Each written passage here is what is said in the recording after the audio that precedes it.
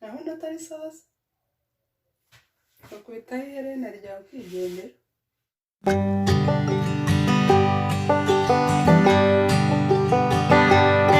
Hanyuma rero abantu bari bugumane natwe kugeza ku musozo ndabaha bonasi. Iyo bonasi rero akaba ari ukubereka uburyo ushobora gufungamo kora, ya kora twambara tugiye muri siporo, ukaba wayifungamo igitambaro ukajya mu muhanda ukigendera, kandi uwo muhuye nawe ntabe yamenya ibyo ari byo, nk'uko mubona nyine ubu ngubu nyifunze. Se mwamenya ko iyo ari kora mfunze? Reka turebe ubwo buryo. Ufata akandi kantu ka kenda cyangwa se agasharupe,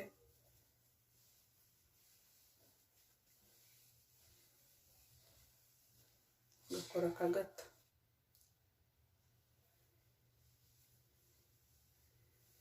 Twakunda udafite imisatsi nkanjye, ya ngofero yacu tujuru,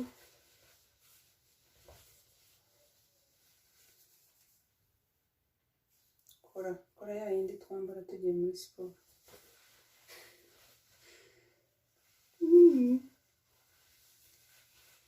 Niyo tugiye gukoramo igitambaro cyo mu mutwe. Noneho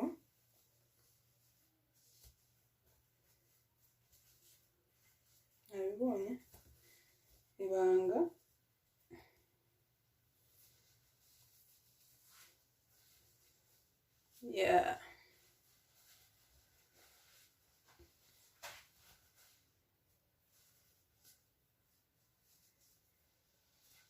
birenda byo gutunganya umuntu yaza kubikora nyuma.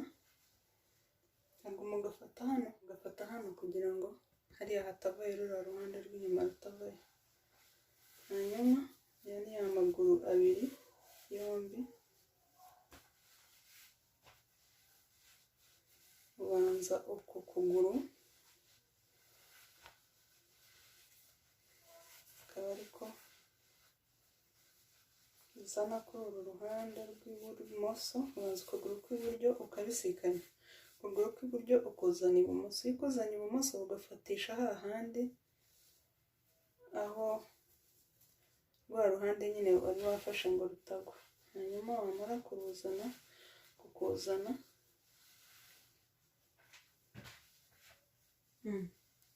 ikayenda kumva nkushubije imbere, ugashaka aho usobeka hariya. Wabonye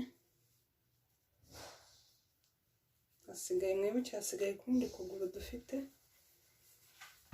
nguko. Iki gihe ko niko noneho tugarura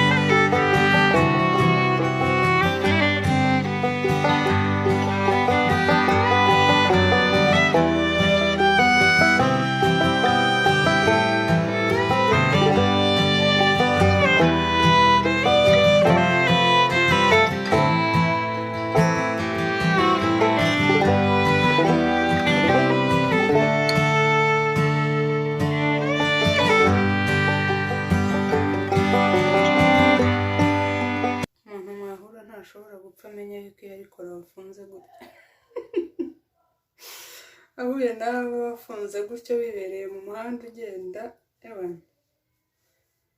niyo yagira ati ntashobora kumenya yuko iyo ari kora wafunze, yakora umuntu yambara agiye muri siporo.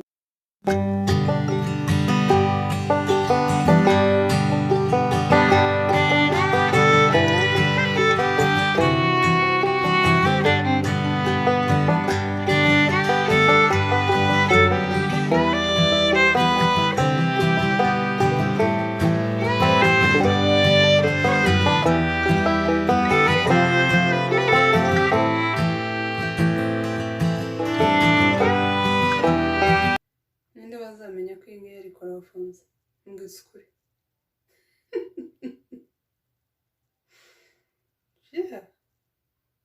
Naho natari saza bakubitaho iherena ryawe kwigendera.